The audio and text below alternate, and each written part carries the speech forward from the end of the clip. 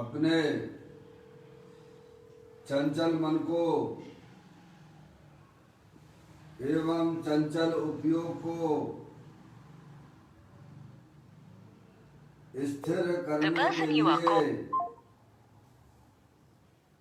जिनवाणी माता के माध्यम से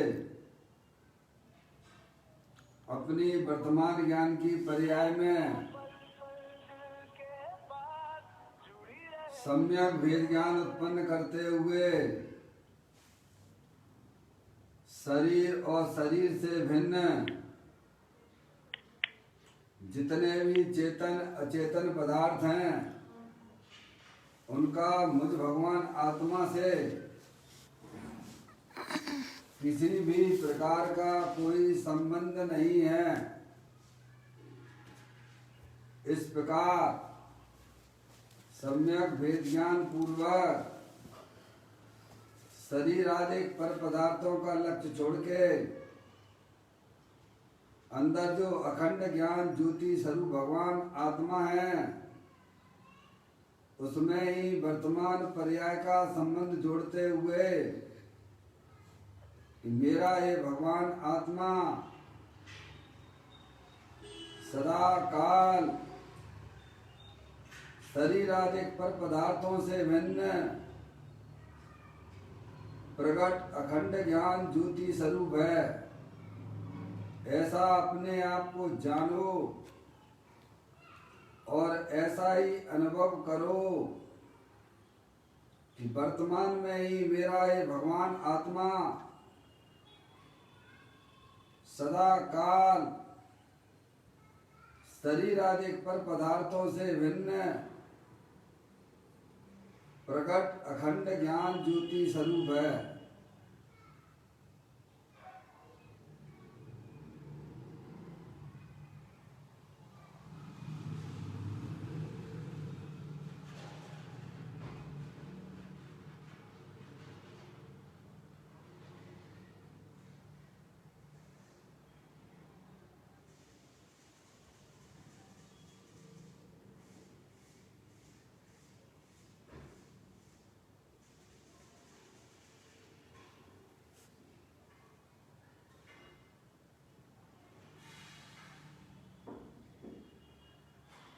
इसी प्रकार से संसार अवस्था में आत्मा की पर्याय में जो विविध प्रकार के पुण्य पाप के परिणाम होते हैं वे समस्त परिणाम पर के लक्ष्य से होने वाले भाव हैं। वे हमारे आत्मा का स्वभाव नहीं है। ऐसे समस्त रागादिक परिणामों में सम्यक भेद ज्ञान उत्पन्न करते हुए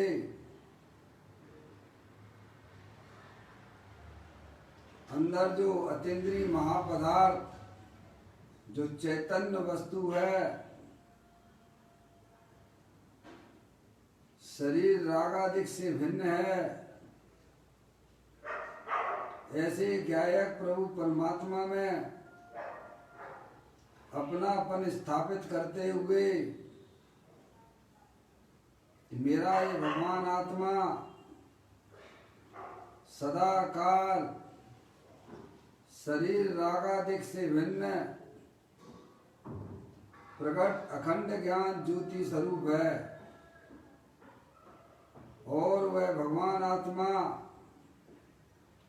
सदा काल ज्ञानानंद मूर्ति है, सुख शांति का भंडार है। ऐसे ज्ञायक प्रभु परमात्मा में शरीर रागादिक का लक्ष्य छोड़ के मैं तो तीनों काल ज्ञानानंद मूर्ति भगवान आत्मा हूँ।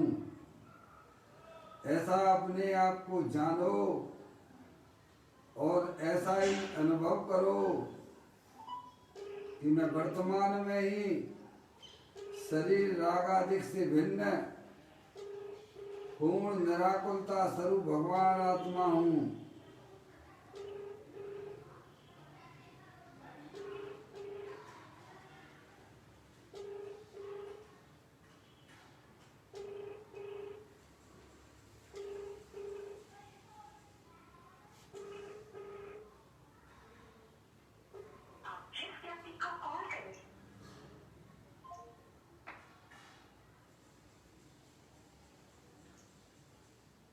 इसी प्रकार से संसार अवस्था में आत्मा की पर्याय में जो पर के लक्ष्य से होने वाला ज्ञान है, वह परलक्षी ज्ञान भी हमारे आत्मा का स्वभाव नहीं है, वह तो इंद्रिय जनित ज्ञान है।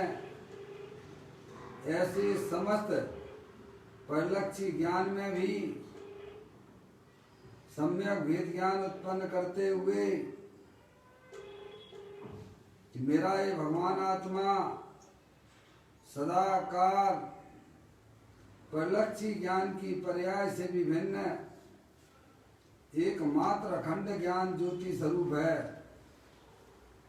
ऐसा अपने आप को जानो और ऐसा अनुभव करो कि वर्तमान में ही मेरा ये भगवान आत्मा शरीर, रागादिक परिणतियां और परलक्षी ज्ञान की पर्याय से भी भिन्न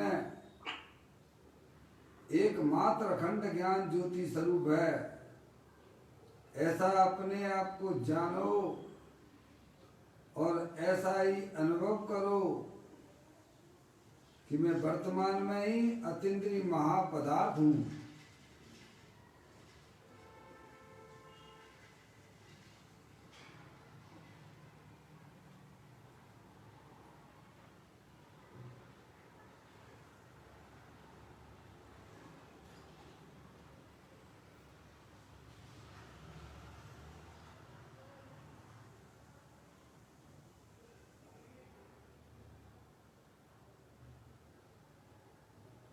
मेरे भगवान आत्मा में शरीर आदि पर पदार्थ प्रवेश नहीं करते हैं। मेरे आत्म स्वरूप के अंदर परलक्षी रागादिक परिणतियों का भी प्रवेश नहीं है। मेरे आत्म स्वरूप के अंदर परलक्षी इंद्रिय जनित ज्ञान का भी प्रवेश नहीं है, क्योंकि मेरा ये भगवान आत्मा सदाकाल शुद्ध वीतराग विज्ञान घन स्वरूप है, ऐसा अपने आप को जानो और ऐसा ही अनुभव करो कि मैं तो तीनों काल शरीर, रागादिक और परलक्षी ज्ञान की पर्याय से भी भिन्न शुद्ध वीतराग विज्ञान घन स्वरूप भगवान आत्मा हूँ।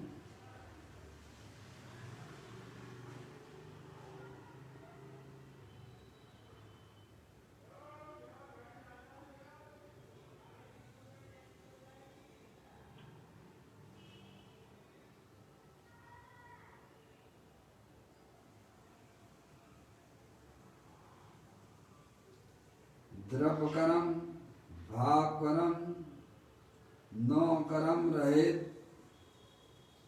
शुद्धात्म स्वरूपो हम। मेरा ये भगवान आत्मा तीनों काल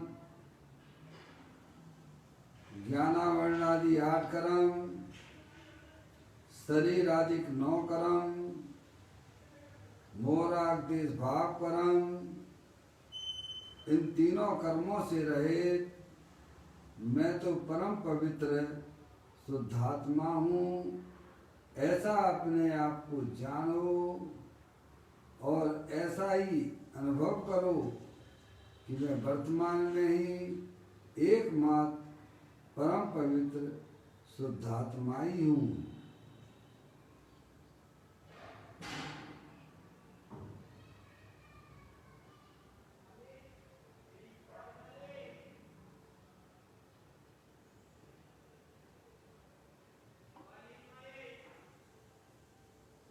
ओम नमः सिद्धेभ्यः। ओम नमः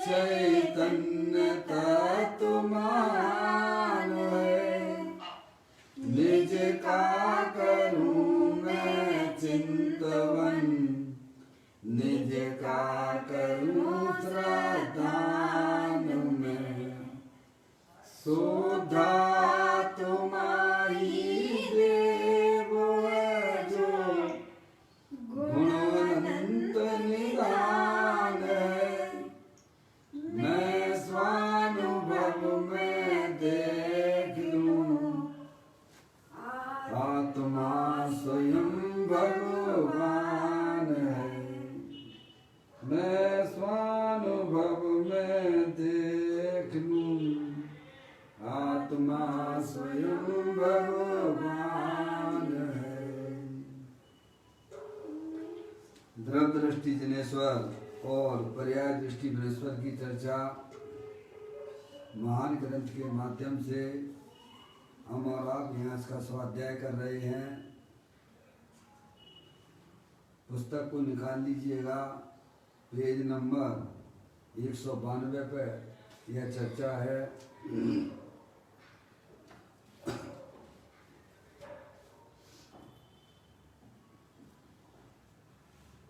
बोल नंबर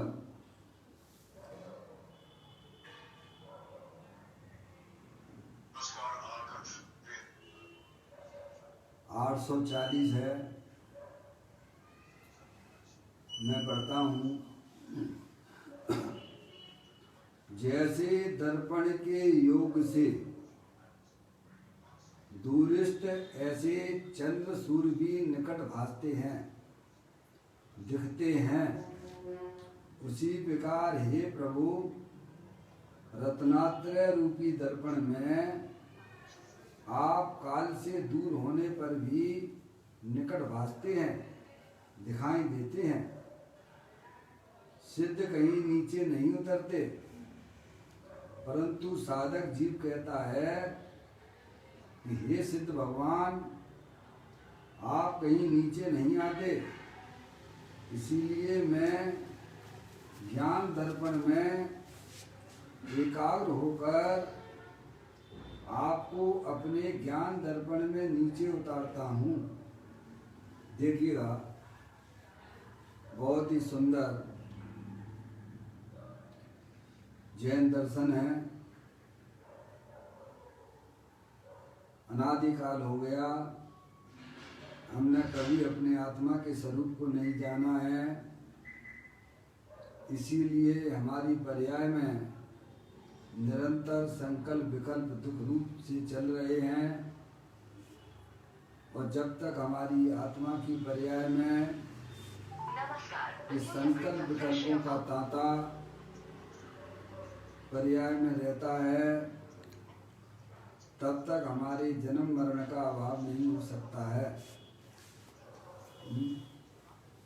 क्योंकि अपनी जो चैतन्य वस्तु है, संकल्प विकल्प से रहित निर्विकल्प वस्तु है, अनंत शक्तियों के भंडार वाली है। यहाँ पर इस बोल के माध्यम से हमें यह समझाना चाहते हैं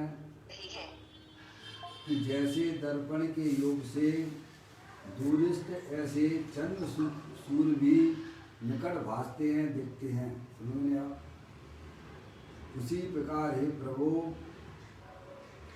रत्नात्रय रूपी दर्पण में आप काल से दूर होने पर भी निकट भासते हैं, दिखाई देते हैं। आप समझते ही होगा, सूरज चंद्रमा कहाँ है, बहुत दूर दिखाई देता है, समझ में आया। लेकिन दर्पण के योग से वह सूरज चंद्रमा नजदीक दिखाई देता है। यह उन्होंने दृष्टांत दिया। दर्पण में सूरज चंद्रमा आप जो है उसे नजदीक देखते हो कि नहीं देखते हो, भले ही वह बहुत दूर हो, लेकिन उस जड़ दर्पण में वह सूरज चंद्रमा वह आपको नजदीक दिखाई देता है, उन्होंने आप भाषित होता है। ये तो दृष्टांत है दर्पण का दिया। दर्पण में कोई वस्तु हो, आप देखें दूरिष्ट वस्तु भी आपको कैसी दिखाई देगी, यहाँ देखोगे तो पास नजर आती है। समझ में आया, ये दृष्टांत है। इसी प्रकार से अपनी जो चैतन्य वस्तु है, वह चैतन्य वस्तु जो चैतन्य दर्पण है, क्या है, जैसे दर्पण अपनी जगह रहकर दूरिष्ट वस्तुओं को पास में दिखाई देती है दूरिष्ट वस्तु में, ऐसे ही अपनी ये चैतन्य वस्तु है जो तीनों काल परमात्मा स्वरूप है, कैसी है? परमात्मा स्वरूप, परमात्मा स्वरूप है। अप्पा सो परमप्पा। तो कहते हैं उसी प्रकार हे प्रभु रत्नात्रय रूपी दर्पण में आप काल से दूर होने पर भी निकट भासते हैं, दिखाई देते हैं। किसमें? रत्नात्रय रूपी दर्पण में। अपनी जो चैतन्य वस्तु है ना, ज्ञान दर्पण है, समझ गए? अपनी जगह रहती है, अनादि अनंत अपनी जगह रहती है, ना ये कहीं जाती है ना आती है। अनादि से वह चैतन्य दर्पण है, एक रूप से स्थित है। समझ आप? तो कहते हैं कि उसी प्रकार ये प्रभु रत्नात्रय रूपी दर्पण में आप काल से दूर होने पर भी निकट भासते हैं, दिखाई देते हैं। किनको दिखाई देते हैं? ज्ञानी जीवों को। रत्नात्रय रूपी यानी सम्यक दर्शन ज्ञान चारित्र रूपी निर्मल पर्याय में। समझ आप? सिद्ध भगवान कहाँ पर विराजमान है? वे तो लोक के अग्रभाग में विराजमान है। समझ नहीं आप?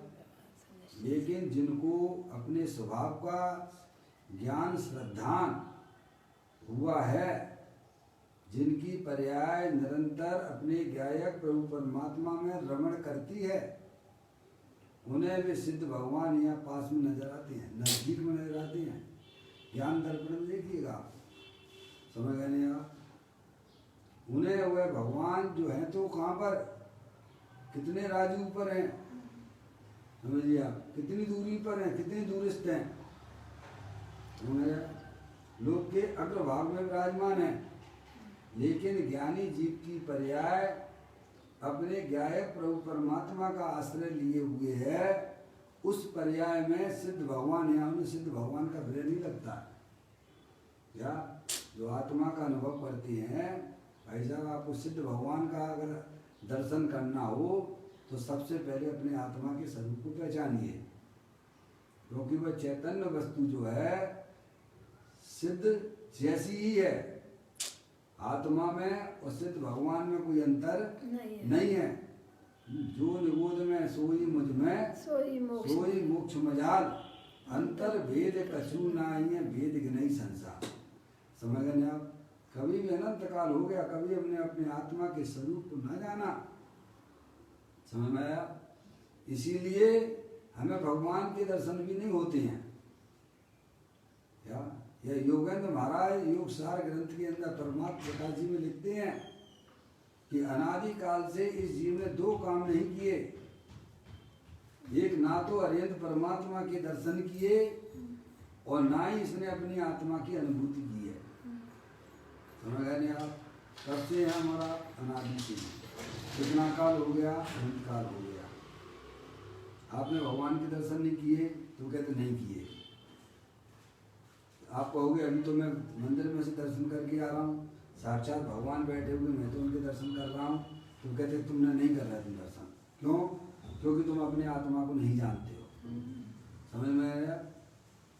जो आत्मा को जानता है वही वास्तव में अरिहंत सिद्ध परमात्मा को जानता है।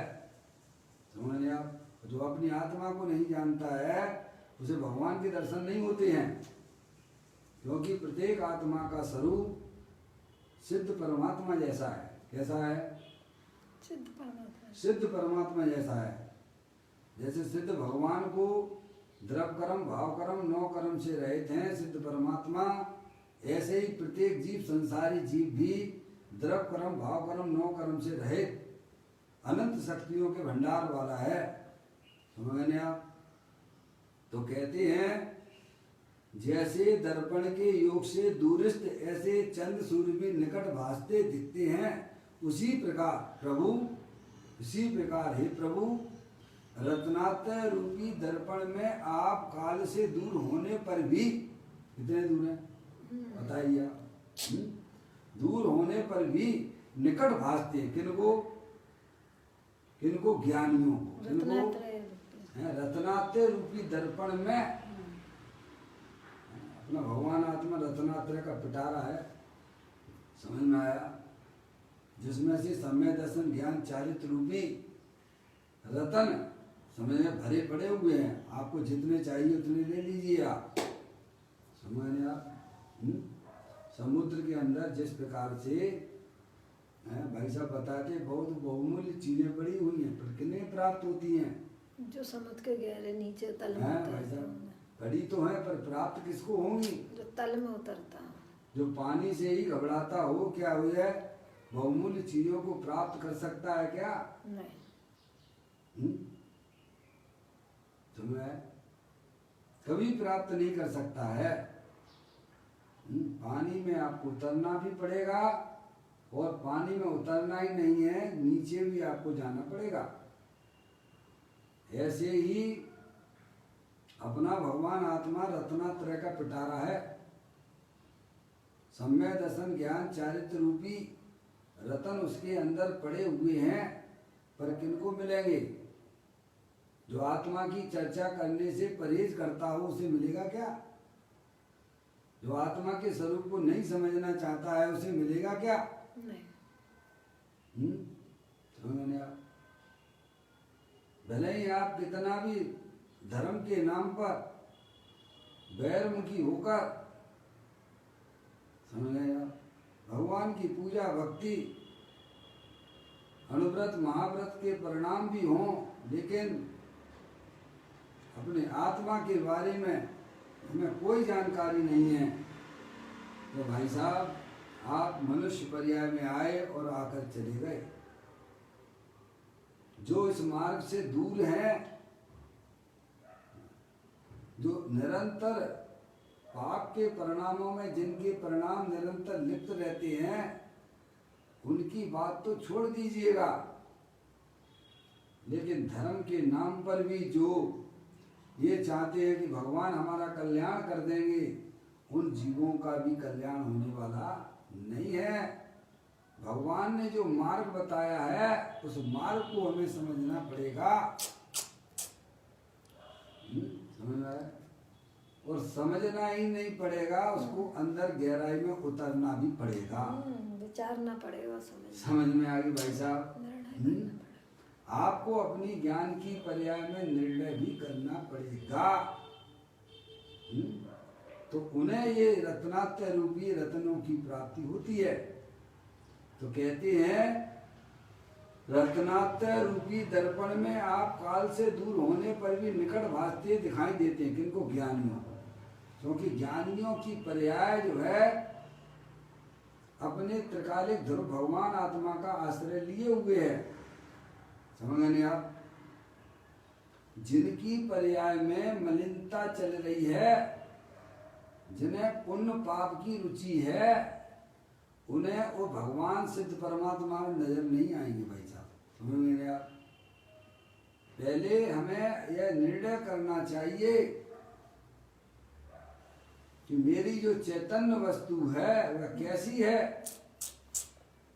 क्या ये शरीर और अंदर होने वाले जितने भी संकल्प विकल्प रागादिक परिणतियां हैं, उनका क्या स्वरूप है?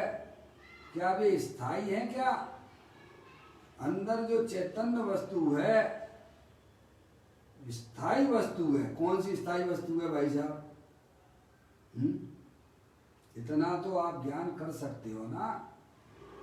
ये शरीर पुद्गल है, अनंत पुद्गल परमाणुओं का पिंड है। प्रति समय हमारी आत्मा में रागादिक परिणतियां हर समय नई नई उत्पन्न होती हैं। वे भी कोई स्थायी चीजें हैं क्या? और जानने देखने वाला कब नहीं रहता है, बताइए आप?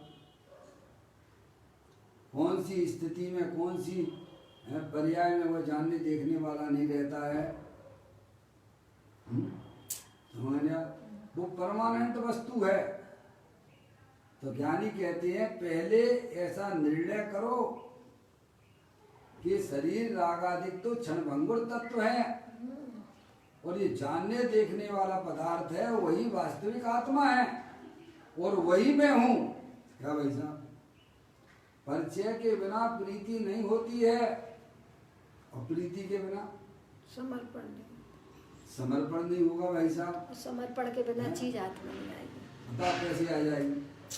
आप परिचय ही नहीं है अभी हमें को, समझ नहीं आप। भले कितना भी शक्तिशाली व्यक्ति क्यों ना हो, लेकिन हमारा उससे परिचय नहीं है, तो हमारा उसके प्रति झुकाव कैसे होगा, उसके साथ प्रेम कैसे होगा। ऐसे ही अपनी चैतन्य वस्तु है तो अनंत शक्तियों के भंडार वाली है, सिद्धि की सामर्थ्य वाली है, लेकिन कभी हम माँ जलवाणी माता के पास में ऐसी चैतन्य वस्तु की चर्चा नहीं सुनते। एकत्व विभक्त भगवान आत्मा की बातें इस जीव ने ना कभी सुनी है, ना कभी परिचय में आई है, तो अनुभव में कैसे आ जाएगी। काम भोग बंधन की कथा कब से? अनादि से सुनी है, अनादिकाल से सुनी है, परिचय में भी आई और परिचय में भी है, और आचरित भी कर और आचरित रह भी रहे हो। क्या भाई साहब, उन्हीं की चर्चा में आपको आनंद भी आता है, सुने आप, और उसका आचरित भी करते हो, तो बताओ चैतन्य वस्तु कैसे मिलेगी। उसमें अपने उपयोग को लगाओ, बारंबार बारंबार बारंबार बारंबार बारंबार बारंबार बारंबार वही एक चैतन्य वस्तु जो हमारे काम की है, समझे आप। बाकी तो सब पर्याय में संसार मार्ग है। कहते हैं ज्ञानी जीव हैं, सिद्ध परमात्मा हैं तो काल से दूरिस्त हैं, लेकिन वे अपने रत्नात्य रूपी दर्पण में उन्हें नजदीक नजर आते हैं, पास में नजर आती है। बोलो क्यों? क्योंकि आत्मा का स्वरूप ही परमात्मा स्वरूप है। घटघट अंतर जिन बसे, घटघट अंतर जैन मति मदरा के पान, मति मदरा के पान से मत वाला समझे नहीं। ऐसे अनंत जीव हैं आपके पास में, देखिए आप संसार में जीवों की कमी है क्या? अनंत अनंत जीव हैं, समझ गए आप। ये तो हमारा आपका एक प्रकार से सौभाग्य अवसर आया है कि जनवाणी माता के पास आप आके सुन रहे हो, और थोड़ा ज्ञान की पर्याय में, शुद्ध ज्ञान की पर्याय में हलन चलन हो गई है। यह भी बहुत बड़ी उपलब्धि एक प्रकार से समझ लेना चाहिए कि आपको अपने आत्मा के प्रति रुचि अंदर में जागृत हो गई है, समझ गए आप। बिना रुचि के तत्व की प्राप्ति नहीं हो सकती है। समझ में आया? कल ही आया था ना वो तत्व विचार। देखो तत्व विचार की महिमा, तत्व विचार के बिना, ऐसा दिया ना 62वें नंबर के पेज पर है, 62 मोक्ष मार्ग प्रकाशन में पंडित टोडरमल जी साहब कहते हैं, देखो तत्व विचार की महिमा, तत्व विचार के बिना, तत्व विचार के बिना बहुत शास्त्रों का अध्ययन करे, देवादिक की प्रतीति करे, व्रत आदि भी पाले, तपस्सरण भी करे, तो भी वह सम्यक का अधिकारी नहीं होता है, उसे अपनी आत्मा नहीं मिल सकती है।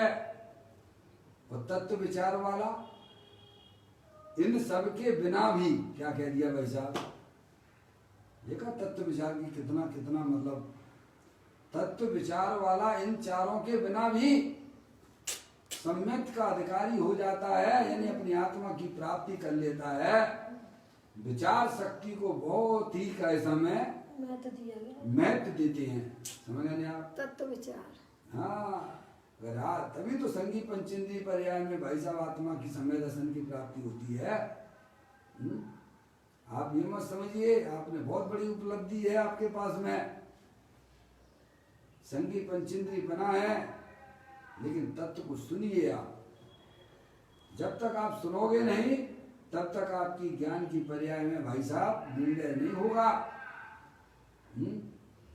तो ज्ञानी जीव तो है सिद्ध भगवान को यहाँ नजदीक में बुला लेते हैं, काहे? क्योंकि उनकी पर्याय का जो मुख हो गया है वह अपने चैतन्य प्रभु परमात्मा की तरफ हो गया है। ज्ञान वही है जो शुद्ध ज्ञान ज्ञानी अज्ञानियों के पास में है, वही ज्ञान शुद्ध ज्ञान ज्ञानियों के पास में भी है। बताइए आप, वे अपना अपना काम कर रहे हैं। अज्ञानी उसी ज्ञान को संसार में लगाने में लगा हुआ है। संसार बढ़ाने में। संसार निरंतर बढ़ा रहा है, निरंतर बढ़ा रहा है, निरंतर बढ़ा रहा है। और वही ज्ञान, शुद्ध ज्ञान तत्व के अभ्यास में लग जाता है, वो तो वही संसार की बेल को काट देता है। बस इतनी सी है भाई साहब, ये बात हमें समझ में आना चाहिए। इंद्रिय ज्ञान जो है ना, वह ज्ञान वास्तव में आत्मा को मूर्छित कर देता है। सही बात है। उसमें आत्मा बेहोश होता है, और अतीन्द्रिय ज्ञान में आत्मा की जागृति होती है, क्योंकि अतीन्द्रिय ज्ञान में ही अपने आत्मा की प्राप्ति होती है। समझ में आया भाई साहब? इंद्रिय ज्ञान तो मोह का दूसरा नाम है। क्या कहा? इंद्रिय ज्ञान जो है वो मोह का ही एक दूसरा नाम है। इसीलिए ज्ञानी जी इंद्रिय ज्ञान को भेद ज्ञान के द्वारा तज देते हैं, उसका लक्ष्य छोड़ देते हैं। तो अंदर जो अतीन्द्रिय महापदार्थ चैतन्य वस्तु है, अतीन्द्रिय ज्ञान में आत्मा की प्राप्ति होती है। नमा समय साराय स्वानुभूतिया चकास्ते, किसमें? स्वानुभूतिया चकास्ते। स्वानुभूति में देख ले आत्मा स्वयं भगवान है। अंतर्मुखी उपयोग के द्वारा ही वास्तव में आत्मा की प्राप्ति होती है। बैर मुक्ता से भाई साहब अपने आत्मा की प्राप्ति नहीं होगी।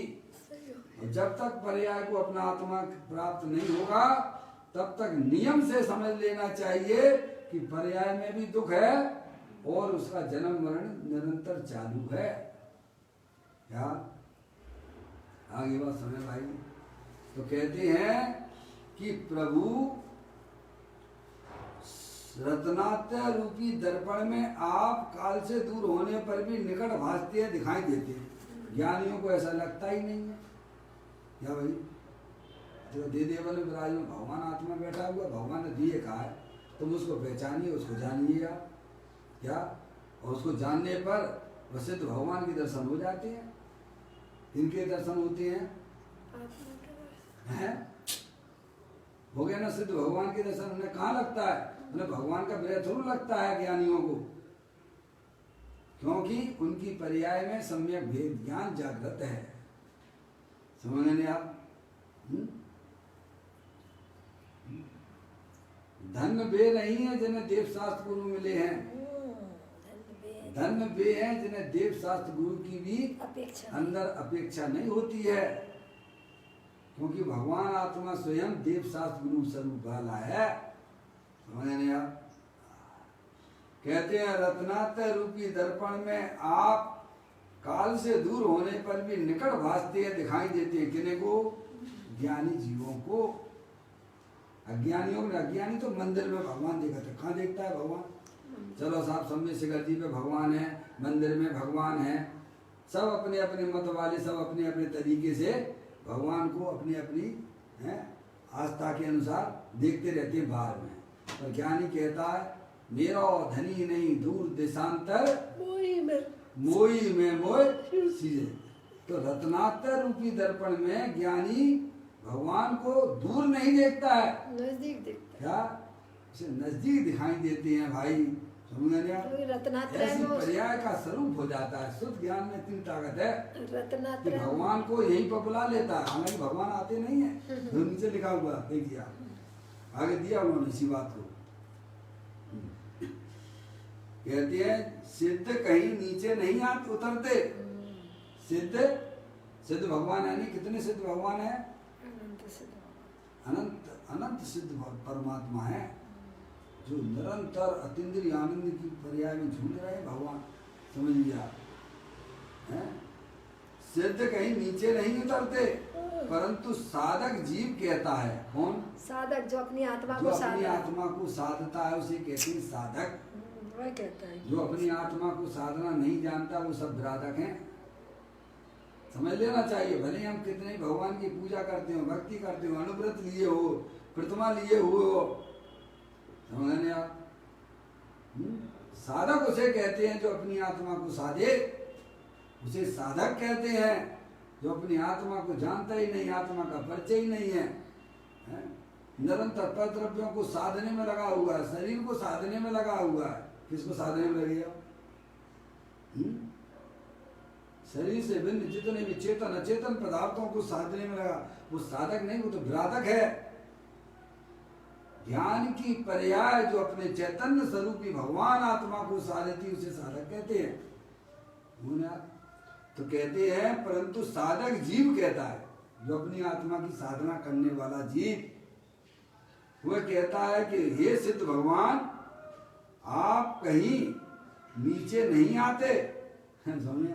भगवान नीचे आ सकते हैं क्या? नहीं आ सकते। तो एक बार गए भाई साहब अनंत काल के लिए, फिर कभी नहीं उतरते। समझ नहीं आया? शादी अनंत काल तक आए, समझ नहीं आया? अब वे कभी भी वापस आने वाले नहीं है। पर साधक जीव कहता है, आप कहीं नीचे नहीं आते, इसीलिए मैं ज्ञान दर्पण में एकाग्र होकर आपको अपने ज्ञान दर्पण में नीचे उतारता हूँ। ओहो, ये भी एक रास्ता गया है भगवान को नीचे उतारने का। क्या? पर साधक जीव उतार लेता है, गजब हो गया है। साधक जीव जो है, अपनी आत्मा की आराधना साधना करने वाला जीव है, अनंत सिद्ध परमात्मा को नीचे उतार लेता है। क्या? कैसे उतारता है उस समय ना, पूरी बात को समझना। कहते हैं, मैं साधक जीव कहता, मैं ज्ञान दर्पण में, कौन सा दर्पण है ये? ज्ञान दर्पण है भाई साहब। ज्ञान दर्पण है, शरीर झलक रहा है, इसमें राग आदि परिणतियां झलकती हैं, और इसमें बाहरी समस्त पर पदार्थ झलकती हैं, उसी को तो बोलते हैं ना दर्पण। दर्पण किसे कहना? दर्पण अपनी जगह रह के समस्त पर पदार्थों को झलकाया करता है, उसी को तो दर्पण कहते हैं। दर्पण में अग्नि झलकी तो दर्पण गर्म हो गया क्या? दर्पण में बर्फ झलका है तो क्या ठंडा हो जाता है? नहीं। ऐसे ही अपना आत्मा ज्ञान दर्पण स्वरूप है, अपनी जगह स्थिर रहकर उसमें जगत के समस्त पर पदार्थ उसमें झलकते हैं। समझ नहीं आप? शरीर झलकता है, राग आदि परिणतियां झलकती हैं, भारी पर पदार्थ झलकते हैं, तो क्या वो ज्ञान दर्पण के अंदर घुस गए हैं क्या? जैसे जड़ दर्पण में भारी वस्तुएं झलकने पर वे उसके अंदर प्रवेश नहीं करते हैं, ऐसे ही अपना चैतन्य ज्ञान दर्पण, क्या भाई साहब, अखंड ज्ञान ज्योति स्वरूप, उसमें बाहरी शरीर रागादिक परिणतियां झलकने पर भी वे शरीर रागादिक पर पदार्थ आत्मा के अंदर प्रवेश करते नहीं है। उसी का नाम साधक है। समझ नहीं आप? जो अपनी आत्मा को सारे, तो साधक जीव कहता कि मैं ज्ञान दर्पण में, कहाँ है ज्ञान दर्पण भाई साहब? सबके पास में है, सबके पल्ले लाल लाल बिना कोई नहीं, पर गांठ खोल देखी नहीं। समझ में आए भाई साहब? ताते भयो कंगा, सभी जीव ऐसे सिद्ध भगवान जैसे ज्ञान दर्पण स्वरूप हैं, ना कहीं आते हैं ना कहीं जाते हैं, और ना उनके आत्मा में कोई, ना उनके ज्ञान दर्पण के अंदर कोई वस्तु प्रवेश नहीं करती है। समझिए आप? समझ लिया? लेकिन ऐसा भयभीत बना रहता है, काय के लिए बना रहता है? क्यों डर रहा है ये? जैसे सामने आपके वहां पर बड़ी तो रस्सी है, पर आप उसे सर्प जान रहे हो, क्या देख रहे हो आप? तो कैसी यहाँ पर्याय होगी? यहाँ पर आत्मा में पर्याय कौन सी होगी भाई साहब? दुख रूपी पर्याय। सामने पड़ी हुई है रस्सी, पर आपको दिख रही है वो सर्प, तो यहाँ पे कौन सी पर्याय आएगी आपके आत्मा में? भय नाम की पर्याय आएगी, दुख रूपी पर्याय आती है। क्यों ऐसा हो रहा है हमारे साथ में? तो अपने स्वरूप को नहीं जानते, क्योंकि हम जो है रस्सी को सर्प मान रहे हैं, देख भी रहे हैं उसे, विपरीत देख रहे हैं।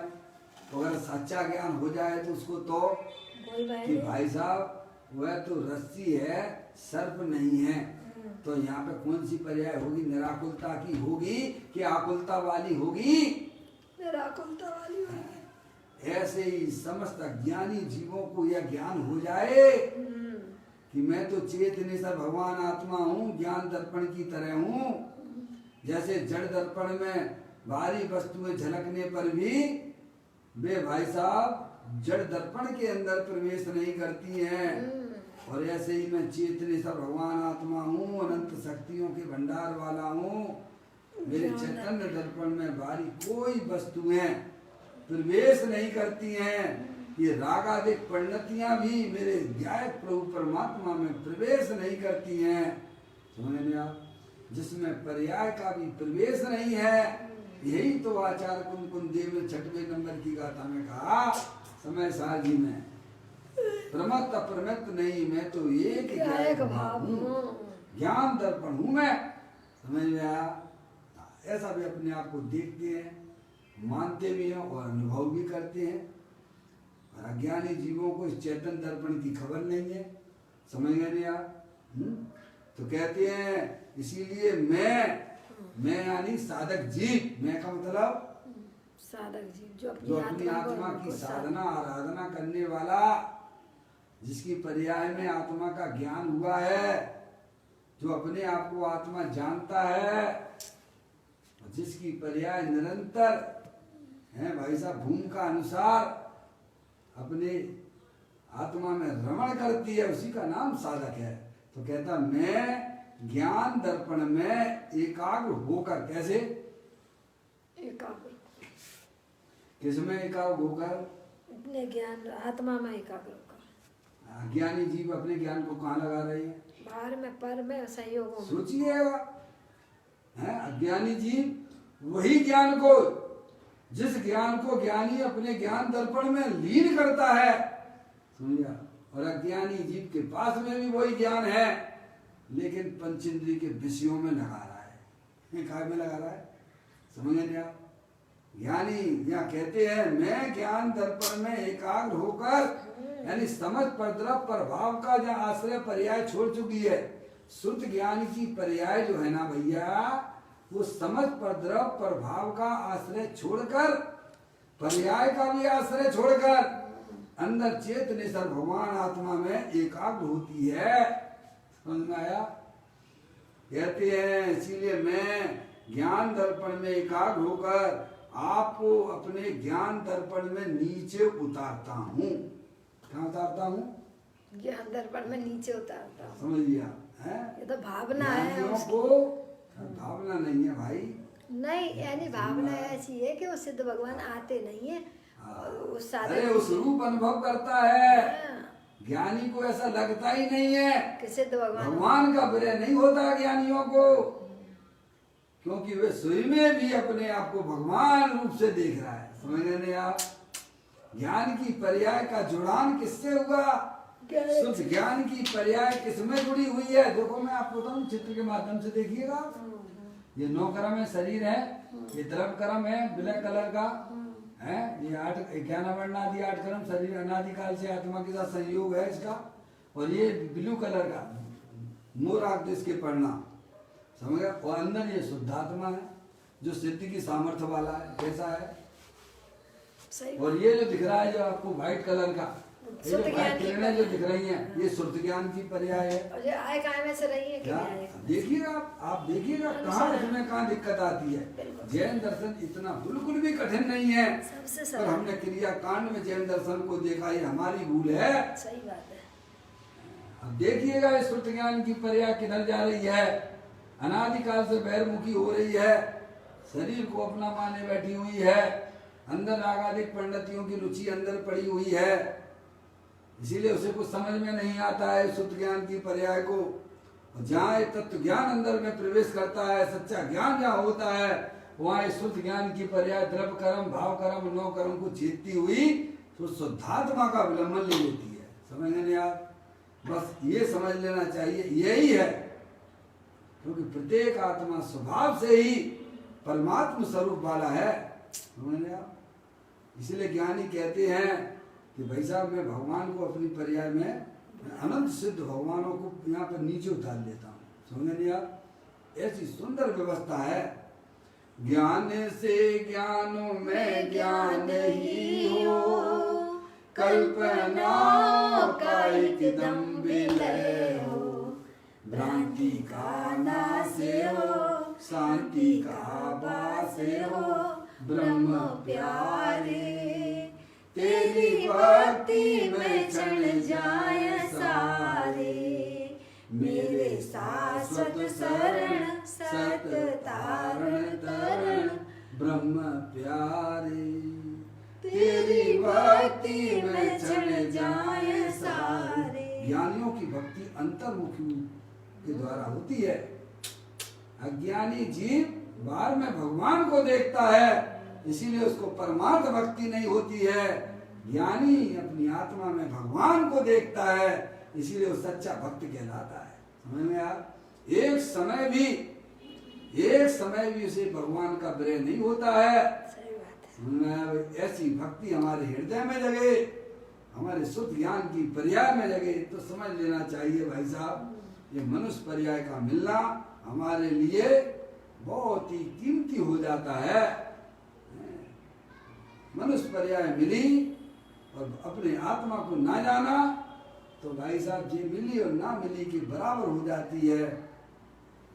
ऐसी भक्ति हमें अपने आत्मा के शुद्धात्मा के प्रति जब हो जाएगी, तब समझ लेना चाहिए आपकी पर्याय में वे निराकुलता रूपी पर्याय, रत्नात्य रूपी पर्याय प्रकट होंगी, जिनका कभी भी उदय नहीं हुआ है पर्याय में। इतनी शक्तियां हमारे आत्मा के अंदर भरी पड़ी हुई हैं।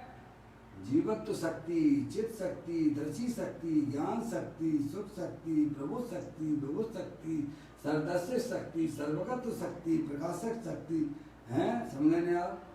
ऐसी अनंत शक्तियों का पिंड स्थायी रूप से विद्यमान है। समझ में आया? कभी भी इस ज्ञान ने अंतर्मुखी होकर अपने प्रभु का दर्शन नहीं किया, इसीलिए बाहर में भी से प्रभु के दर्शन होते नहीं है। इस प्रकार की सुंदर चर्चा यहाँ पर दर्पण के माध्यम से ज्ञान दर्पण को समझाने का प्रयत्न किया गया है। आप सभी लोग ज्ञान दर्पण स्वरूप वाले हैं। अपने आप को शरीर से ना देखें, अपने आप को रागादिक परिणतियों की तरफ से ना देखें। मैं तो ज्ञान दर्पण स्वरूपी भगवान आत्मा हूँ, ना मैं कहीं आता हूँ ना कहीं मैं जाता हूँ। ऐसी अनंत शक्ति मैं भगवान आत्मा हूँ, ऐसा जब पर्याय स्वीकार करती है, तब द्रव्य के अंदर जो शक्तियाँ भरी पड़ी हुई रहती हैं, उनकी पर्याय में अभिव्यक्ति हो जाती है। इसे ही अर्यंत परमात्मा धर्म कहते हैं। चर्चा अपनी पूरी हुई बोल के माध्यम से। अब कल फिर एक नई चर्चा के साथ। चैतन्य काय स्मरण प्रति क्षण करो रे, भव के अनंत दुख को पल में हरो रे, अच्छे अनंत निज शोक निदान पाओ, गाओ अरे नित इसी के गीत गाओ। 9 वर्ण मुकार मंत्र।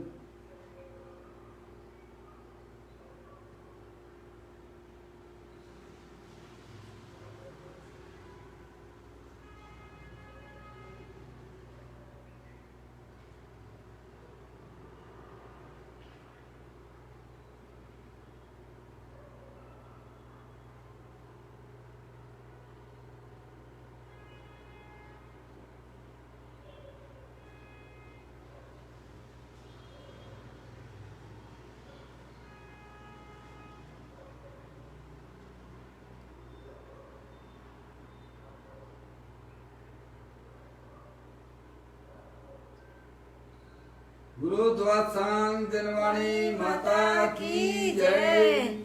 महान जैन धर्म की